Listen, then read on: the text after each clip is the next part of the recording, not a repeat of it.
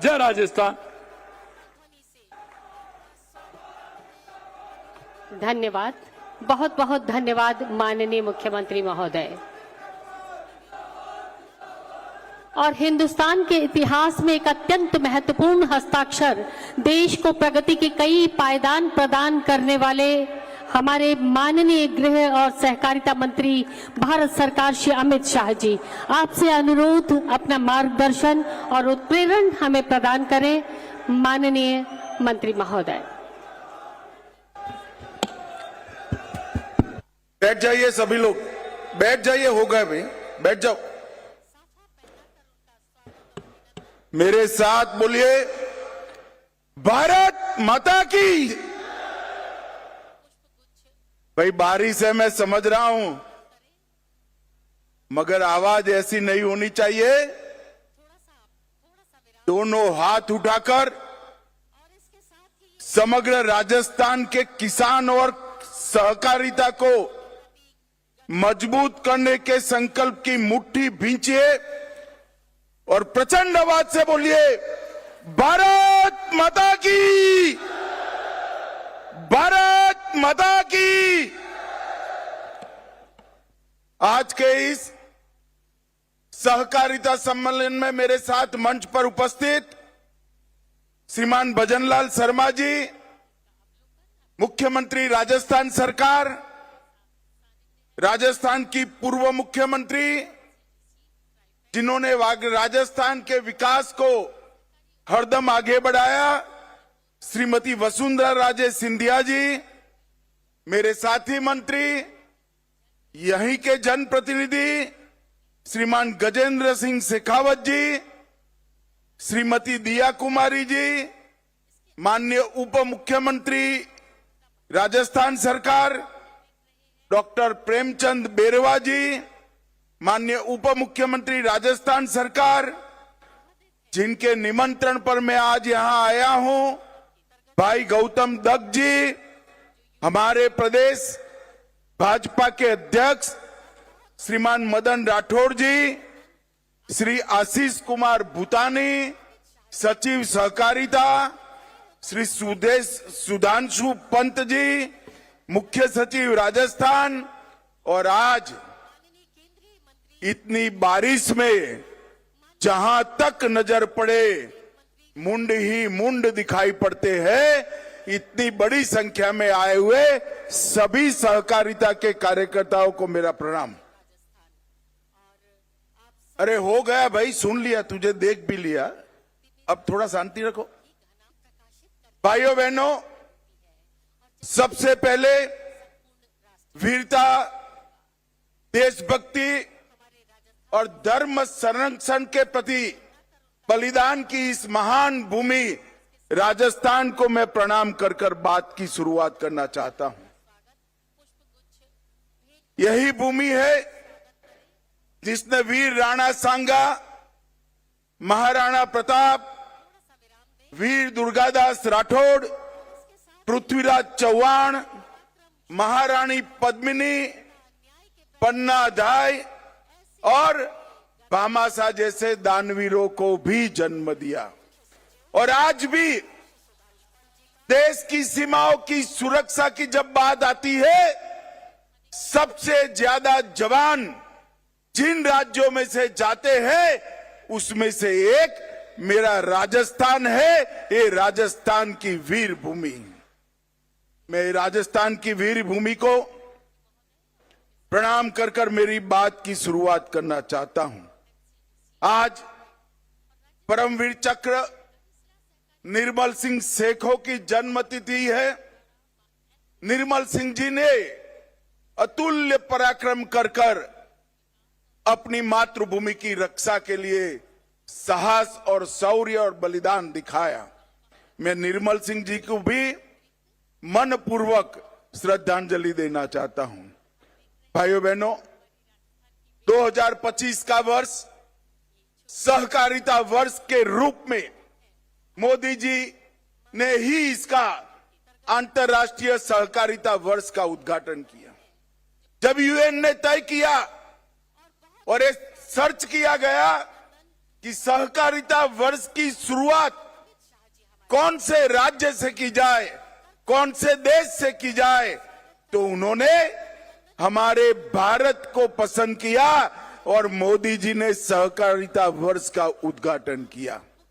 और आज सहकारिता वर्ष के उपलक्ष्य में 24 अन्न भंडारण गोदाम, 64 millets outlets, Gopal credit card योजना के तहत ऋण का वितरण, दूध उत्पादक समितियों को माइक्रो एटीएम का वितरण, 2 उत्कृष्ट पैक्सों का सम्मान, प्राइमरी डेयरी कोऑपरेटिव सोसाइटी का ऑनलाइन पंजीकरण और दीनदयाल उपाध्याय गरीबी मुक्त अभियान की सफलता की कहानियों के पुस्तक का विमोचन, ये सारी चीजें यहां पर हुई हैं। जब आज राज्य भर से सहकारिता के साथ जुड़े हुए नेता और कार्यकर्ता आए हैं, मैं आप सभी को कहने चाहता हूं कि विगत 100 साल के अंदर सहकारिता ने देश के विकास में बड़ा योगदान दिया है, मगर आने वाले 100 साल सहकारिता के 100 साल है। हर गांव, हर विकास, हर गांव, हर गरीब, हर किसान तक सहकारिता को पहुंचाने के लक्ष्य के साथ नरेंद्र मोदी जी ने केंद्र सरकार में एक स्वतंत्र सहकारिता मंत्रालय स्थापित किया है। आज 98% ग्रामीण क्षेत्र में सहकारिता की सक्रिय भूमिका है। देश का धान और गेहूं की खरीदी में लगभग 20% योगदान सहकारिता का है। उर्वरक के उत्पादन में 35% उर्वरक सहकारिता के माध्यम से उत्पन्न होता है। 30% चीनी सहकारिता के माध्यम से उत्पादित होती है और 20% से ज्यादा फेयर प्राइस शॉप भी कोऑपरेटिव के माध्यम से चलते हैं। 8,50,000 कोऑपरेटिव के माध्यम से 31 करोड़ लोग सहकारिता से जुड़े हैं। और नरेंद्र मोदी जी ने सहकारिता मंत्रालय की स्थापना की। 4 साल के अंदर हमने 61 इनिशिएटिव के माध्यम से सहकारिता को मजबूत करने का काम किया है। 2 लाख नए पैक्स बनाने का काम शुरू हो गया है, उसमें से 40,000 पैक्स बना लिए गए हैं। सभी पैक्स का कंप्यूटराइजेशन समाप्त कर दिया गया है। सभी पैक्स के मॉडल बायलॉज सभी राज्यों ने स्वीकार कर लिए हैं और इसके साथ साथ गोडाउन बनाने का काम भी शुरू हुआ है। ऑर्गेनिक प्रोडक्ट्स एक्सपोर्ट और बीज संवर्धन के लिए नई समितियां बनी हैं।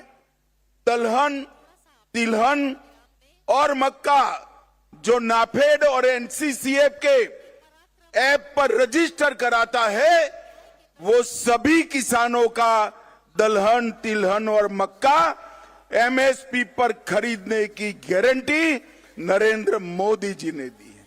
इसके साथ साथ अगर बाजार में दाम ऊपर है तो उसको बाजार में बेचने की भी खुली छूट दी है।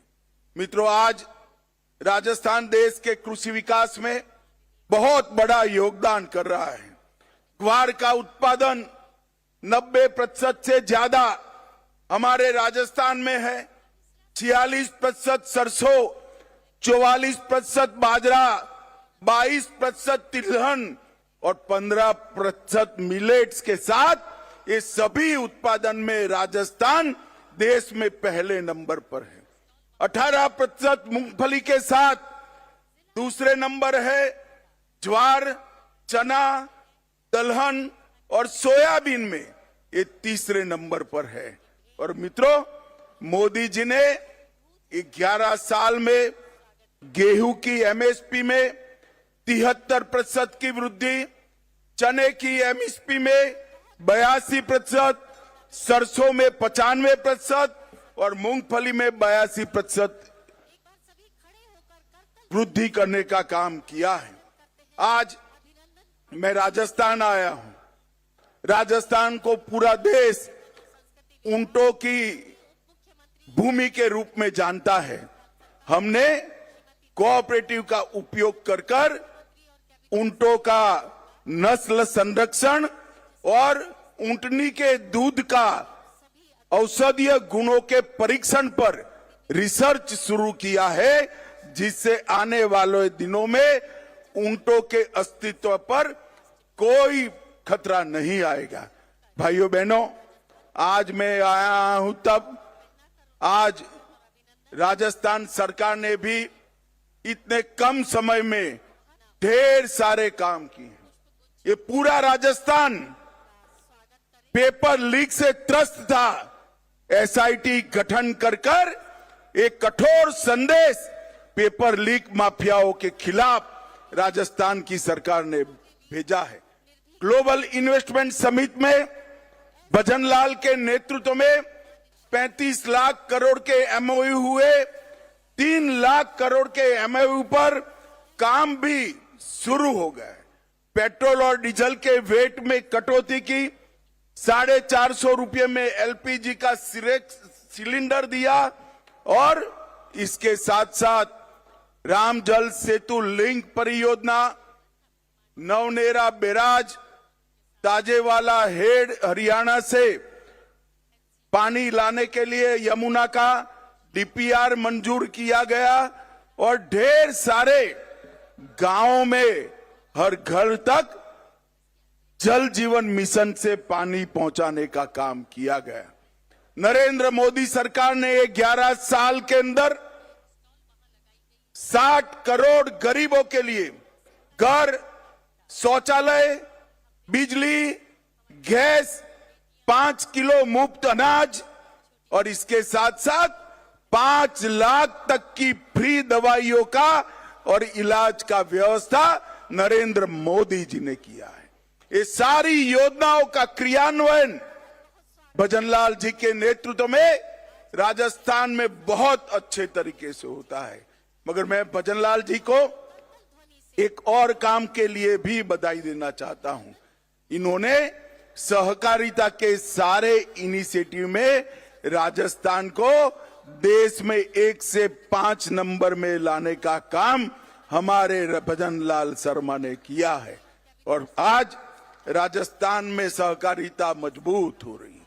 मोदी जी के नेतृत्व में देश 11वें नंबर पर से 4थे नंबर का अर्थतंत्र बन चुका है। इसके साथ साथ 27 करोड़ गरीबों को गरीबी रेखा से ऊपर लाने का काम भी हमारे नेता नरेंद्र मोदी जी ने किया है। परंतु नरेंद्र मोदी जी ने सबसे बड़ा काम किया है देश को सुरक्षित करने का। और जो कांग्रेस के राज में ये देश आए दिन आतंकवादी हमलों से त्रस्त था। पहले उरी में हमला हुआ, मोदी जी ने सर्जिकल स्ट्राइक की। पुलवामा में हमला हुआ, एयर स्ट्राइक करी और पहलगांव में हमला किया। ऑपरेशन सिंदूर कर पाकिस्तान के घर में जाकर आतंकवादियों के परछड्डे उड़ा दी और एक मजबूत संदेश पूरी दुनिया को भेजा है कि भारत के नागरिक, भारत की सेना और भारत की सीमा इसके साथ छेड़खानी नहीं करते, वरना नतीजे भुगतने पड़ते हैं। और मोदी जी ने ये संदेश देकर एक समृद्ध, सुरक्षित और विकसित भारत के स्वप्न को सच्चा करने का, जमीन पर उतारने का काम किया है। भाइयों बहनों, आज सहकारिता क्षेत्र के इस सम्मेलन के माध्यम से इतनी विपरीत मौसम में भी आप सभी लोग इतनी विशाल संख्या में यहां आए हो। मैं हृदय से आप सभी का बहुत बहुत अभिनंदन करता हूं और विश्वास दिलाता हूं भारत सरकार और राजस्थान सरकार मिलकर राजस्थान के सहकारिता आंदोलन को और मजबूत करेंगे न केवल मजबूत करेंगे, 2047 में जब भारत आजादी की शताब्दी मनाएगा उस वक्त हमारा राजस्थान का सहकारिता क्षेत्र पूरे देश में एक नंबर पर हो, इस तरह से इसका मजबूत खाका बनाने का काम करेंगे। मैं फिर से एक बार आप सभी का धन्यवाद करना चाहता हूं कि सहकारिता क्षेत्र को मजबूत करने के लिए 2025 के वर्ष सहकारिता वर्ष को मनाने के लिए आप इतनी विपरीत मौसम में यहां आए हैं। आप सभी का बहुत बहुत धन्यवाद। एक बार फिर से ऑपरेशन सिंदूर जिन्होंने किया वो सभी सेना के जवान और जिन्होंने ये मजबूत निर्णय किया वो नरेंद्र मोदी जी के लिए दोनों हाथ उठाकर भारत माता का जयकारा लगाइए। सभी लोग अंत तक दोनों हाथ उठाए, जरा हाथ उठाओ भाई, मुट्ठी बींचो और प्रचंड आवाज से बोलिए भारत माता की वंदे वंदे वंदे। आप सभी का बहुत बहुत धन्यवाद।